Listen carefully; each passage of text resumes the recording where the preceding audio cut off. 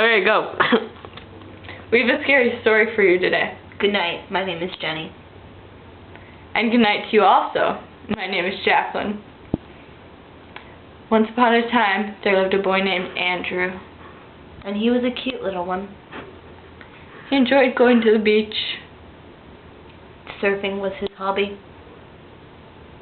One time, he went to the beach all by himself. He was so lonely, in need of a friend. Yeah, that happened. And there was a girl there who was just hanging out. Didn't know he'd be there. But it was a pleasant surprise. And so this girl called up another girl who she knew wanted to see him. So she came to the beach with her friend. She came up in her little bikini. With a Santa Claus hat. Boom. Boom. Boom. Boom.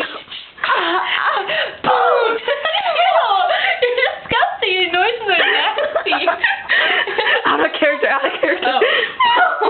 It's your noises. No, your noises are like boom. Mine like. Hey, I gotta record it. We'll see the proof. Yeah, let's watch it. So that's it. That's the ending. I don't believe you. You just introduced the character.